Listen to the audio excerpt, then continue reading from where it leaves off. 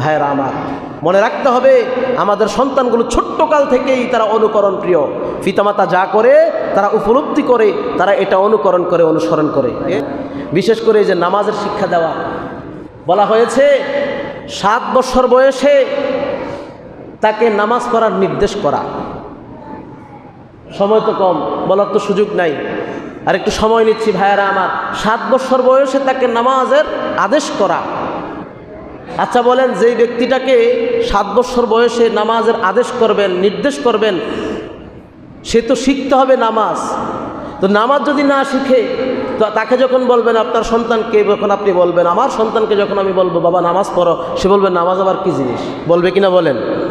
আওয়াজ দেন না, বলবে কিনা? বলবে। এই জন্য বোঝা গেল 7 বছর বয়সে নামাজের নির্দেশ দিতে হলে 7 বছরের পূর্বেই নামাজ শিক্ষা দিতে হবে। 7 বছরের পূর্বেই নামাজ শিক্ষা দিতে হবে। আর 7 বছর বয়সে আপনি নামাজের নির্দেশ করবেন, 7 বছর বয়সে নামাজের নির্দেশ করবেন। আর 10 বছর বয়সে সে যদি নামাজ না পড়ে, তার জন্য শাস্তির ব্যবস্থা করবেন। তাকে বিভিন্নভাবে আপনি শাস্তি দিবেন, বা যেইভাবেই হোক তাকে নামাজ পড়তে বাধ্য করবেন। এই আয়াতে কারিমায় আপনাদের সামনে আমি নিয়েছিলাম, আল্লাহ তাআলা বলতেছেন, ইয়া আইয়ুহাল্লাযীনা আমানু, হে ঈমানদারেরা, উ আনফুসাকুম ওয়া আহলিকুম নারা, তোমরা নিজেরা জাহান্নামের আগুন থেকে বাঁচো, তোমাদের আহলে আওলাদ পরিবারকেও বাঁচাও। অতএব আহলে আওলাদ বলতে, পরিবার বলতে কারা? আমার স্ত্রী, আমার সন্তান সন্ততি, এরাই আহলে আওলাদ বা আমাদের পরিবার। তো আমাদের পরিবারকে আমরা আপনার দুনিয়ার কোনো আগুনের মধ্যে জ্বলতে দেখলে কষ্ট হয়, দুনিয়ার কোনো বিপদগ্রস্ত হলে কষ্ট হয়। অতএব আল্লাহ তাআলা তো এই বিপদ থেকেই বাঁচাবার জন্য আপনাকে আমাকে নির্দেশ করেছেন। আমি কতটুকু চেষ্টা করেছি, কতটুকু ফিকির করেছি, একটু চিন্তা ভাবনা করেন। সন্তান যখন বড় হবে, নামাজ শিখালেন না, একটু বড় হলেই বলবেন নামাজ তো পড়ে না, মক্তবে তো যায় না, কোরআন তিলাওয়াত তো করে না। করবে কীভাবে? আপনি কি ছোট্টকাল থেকে তাকে শিখাইছেন? এই শিক্ষা দিয়েছেন কিনা? সাথে সাথে আপনি মসজিদে নিয়ে এসেছেন কিনা? নাকি ফজরের সময় ঘুমায় ঘুমায় বলছেন এই রে মক্তবে যা? আছে না নাই? জোরে বলেন, জোরে বলেন না, আছে না নাই? আজকে আমাদেরকে এই শিক্ষা দিতে হবে। কিন্তু আমার সন্তান এই ছোট্টকালে এত পাহারাদারি করি আমি, হায়রে আগুনে পড়ে কিনা, হায়রে পানিতে যায় কিনা, এত পাহারাদারি করে আমরা বড় করলাম। একটু সাবালক হওয়ার পরে তার হাতে একটা অ্যান্ড্রয়েড ফোন ধরাইয়া দিলাম। সেই ব্যক্তি পর্নোগ্রাফি দেখতেছে, খারাপ ছবি দেখতেছে, না কি দেখতেছে তার খোঁজ খবর নিলাম না। এটা তো হবে না। আপনি সেইখানে যেইভাবে আপনি পাহারাদারি করেছেন, আপনি বালেগ হওয়ার পরেও তাকে এইভাবে পাহারাদারি করতে হবে, তাকে নামাজ শিক্ষা দিতে হবে, সুশিক্ষায় শিক্ষিত করতে হবে, তাকে মসজিদে পৌঁছানোর দায়িত্ব আপনার, তাকে কোরআন শেখানোর দায়িত্ব আপনার, তাকে পরিপূর্ণ আদব আখলাক শিক্ষা দেওয়ার দায়িত্ব আপনার। কোনো কারণে যদি আপনি না পারেন, আপনি জানেন না, অপারগতা প্রকাশ করেন, তাহলে তাকে মাদ্রাসায় দিয়ে দেন, অথবা যেভাবে হোক আপনার দায়িত্ব পালন করার জন্য তার ওই রকম ব্যবস্থা করেন। আজকাল দেখা যায় আমাদের নিজের কোনো মাথা ব্যথা নাই, নিজের কোনো মাথা ব্যথা নাই। ছেলেটা কোথায়? এই ফোন নিয়ে ঘোরাঘুরি করতেছে, কি দেখতেছে, কোন বন্ধুদের সাথে চলতেছে, গাঁজা খায় না ট্যাবলেট খায় না ইয়াবা খায়, আমার কোনো খোঁজ খবর নাই। কার জন্য ইনকাম করলেন আপনি?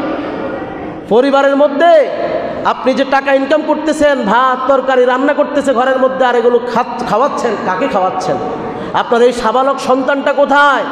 আপনি একটু খোঁজ নেন, আপনি একটু গবেষণা করেন, আপনি তাকে চোখে চোখে রাখেন, তাহলেই আপনার সন্তান হবে অনুগত্য। পিতামাতার দায়িত্ব হলো সুন্দর নাম রাখা। 7 দিনের মধ্যেই, বিশেষ করে 7 দিনের দিনেই সুন্দর একটা নাম রাখা, অর্থবোধক নাম। অনেকে আমরা মনে করি যে এটা তো হাদিসে আছে, কোরআনে আছে, অর্থ জানি না। না, হাদিস কোরআনে তো অনেক ধরনের কথাবার্তাই আছে। আগুনের কথা আছে, পানির কথা আছে, আকাশমণ্ডলের কথা আছে, জমিনের কথা আছে। সুতরাং কোরআন হাদিসে আছে এটা বলে রাখলেই হবে না, এটার অর্থ জানবেন। এখন জানা খুব সহজ, ইন্টারনেটে সার্চ দিলেও অনেক কিছুই পাওয়া যায়। অর্থবোধক একটা নাম রাখা 3 নাম্বার দায়িত্ব। 4 নাম্বার দায়িত্ব হলো তার আকিকা করা। আকিকার সর্বোত্তম হলো 7 দিনের দিনেই আকিকা দেওয়া। যদি কারো সামর্থ্য না থাকে তাহলে 14 দিনে অথবা 21 দিনে অথবা পরবর্তী যে কোনো এক সময় দিলেই হবে। তবে উত্তম হলো, সুন্নত হলো 7 দিনেই আকিকা দেওয়া। আমাদের অনেকে ধারণা আবার আকিকা দিলে হুজুর কেমনে দিতে হইব, কয়টা ছাগল দিতে হইব, খাসি দেওয়া লাগবো না ছাগল দিলে ছাগল দেওয়া লাগবো, ছাগল দিলে হবে কিনা, আকিকার গোস্ত খাওয়া যায় কিনা, নানান ধরনের প্রশ্ন আমরা অনেকে করি। ঠিক না ভাই? ঠিক। কঠিন কিছু না, সহজ বিষয়। মেয়ে সন্তান হলে একটা, সেটা ছাগল হোক অথবা খাসি হোক, অসুবিধা নাই। গরু দিয়েও করা যায় কিন্তু সামর্থ্যবানদের জন্য, অথবা খাসি দিয়ে করা, ছেলেদের জন্য 2টা, মেয়েদের জন্য 1টা। খাসি হইলেও হবে, ছাগল হইলেও হবে, কোনো অসুবিধা নাই। আপনি যেটা পছন্দ করেন। আকিকার গোশত এটা আপনি ইচ্ছা করলে সবাইকে বন্টন করে দিতে পারেন অথবা খাইতে পারেন, নিজে খাবেন, মেহমানদারি করাবেন, সবাইকে খাওয়াবেন, কোনো অসুবিধা নাই। যদি সন্তান খাওয়ার উপযুক্ত হয় সন্তানকেও খাওয়াইতে পারবেন, কোনো অসুবিধা নেই। এটা অন্যান্য মেহমানদারির মতো যা ইচ্ছা তা করতে পারে। তো এজন্য কঠিন কিছু না। আবার অনেক ছেলেদের ক্ষেত্রে যদি কেউ সামর্থ্য না থাকে, বুঝবেন কথাটা, আমি কিন্তু একটার কথা বলি না, কারো যদি সামর্থ্য না থাকে তাহলে 1টা ছাগল অথবা খাসি দিয়েও আকিকা হবে। ছেলেদের ক্ষেত্রেও 1টা ছাগল অথবা খাসি দিয়েও আকিকা হয়ে যাবে, তবে উত্তম হবে না যদি কারো সামর্থ্য একান্তই না থাকে। তো সামর্থ্য একান্ত নাই এরকম লোক কিন্তু আমাদের সমাজে পাওয়া যায় না, সবারই মোটামুটি সামর্থ্য আছে। তো নিয়ম হলো 2টা দিয়েই আকিকা করা। তো এই জন্য 4 নাম্বার পিতামাতার দায়িত্ব হলো আকিকা করা। 5 নাম্বারে আরেকটা দায়িত্ব আছে, সেটা হলো সন্তান সন্ততির যে মাথা মুন্ডন করানো হয় 7 দিনের দিনে, এই মাথা মুন্ডন করানোর পরে যে চুলগুলো আছে এগুলোর ওজনে ওজনে সদকা করা। বলা হয়েছে এগুলোর ওজন দিবে 1 পাল্লায়, আরেক পাল্লায় রূপা ওজন দিবে। এই রূপার সমপরিমাণ সম্পদ বা টাকা পয়সা বা রূপা এটা সদকা করে দেওয়া, এটা উত্তম। তো ইনশাল্লাহ এটাও আমরা করব। তারপরে মায়ের জন্য বিশেষ করে দুধ পান করানো, দুধ পানে খুব যত্নবান হওয়া। অনেকে যত্নশীল না, তবে নিজের সন্তানকে দুধ পান করানো, এটা যেমন বিজ্ঞানসম্মত উপকারিতা আছে, তেমনি ইসলামেও এটার উপকারিতা আছে। সুবহানাল্লাহ। 7 নম্বরে হলো আদর সোহাগে লালন পালন করা। আমরা তো এটা করি, মাশাআল্লাহ, আদর সোহাগ যথেষ্ট আমাদের মধ্যে আছে। আমরা এতে কিন্তু দায়িত্বের অবহেলা করি না। সন্তানের প্রতি কার না এরকম আদর সোহাগ নাই? সবারই এরকম ভালোবাসা প্রেম আছে। 8 নম্বর যেটা, সেটা হলো সুশিক্ষায় শিক্ষিত করা। ভাইয়েরা আমার, এখানে কথা বলা প্রয়োজন। সুশিক্ষায় শিক্ষিত করা, শুধু একটা শিক্ষা পেলেই হবে এমনটা না। সুশিক্ষা দেন আপনি, সুশিক্ষা দিলে সেই সন্তান আপনার আনুগত্য প্রকাশ করবে, সেই সন্তান আপনার কথা শুনবে।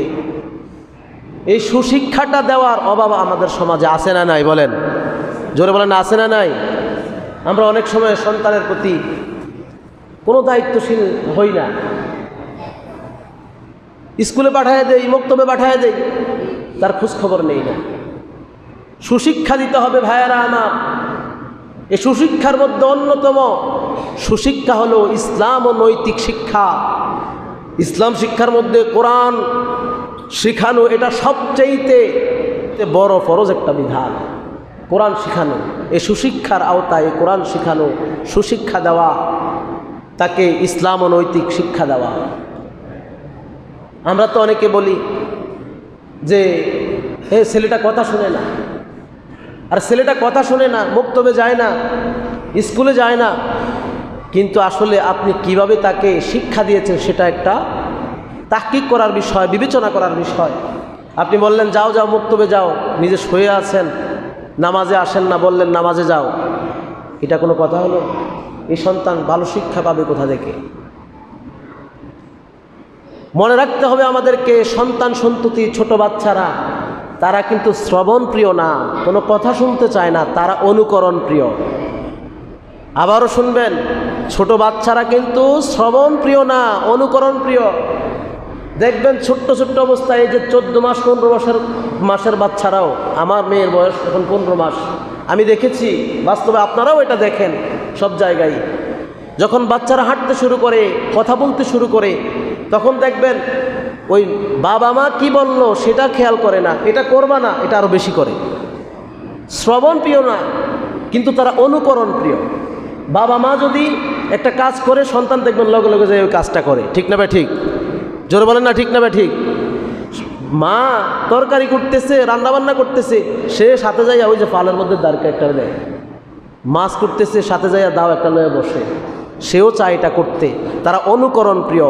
অতএব আপনি নামাজে আসবেন না, বাড়িতে শুয়ে থাকবেন আর নালিশ করবেন, বলবেন আমার ছেলে মুক্তবে যায় না, আমার ছেলে নামাজে যায় না, এটা হতেই পারে না। আপনার ছেলে কখনো শ্রবণ প্রিয় হতে পারে না, এটা অনুকরণ প্রিয়। আপনি তাকে সাথে দাঁড় করিয়ে নামাজ পড়াবেন, একদিন 2 দিন 3 দিন পরে সে অটোমেটিক নামাজ শিখে যাবে। ঠিক না বে ঠিক?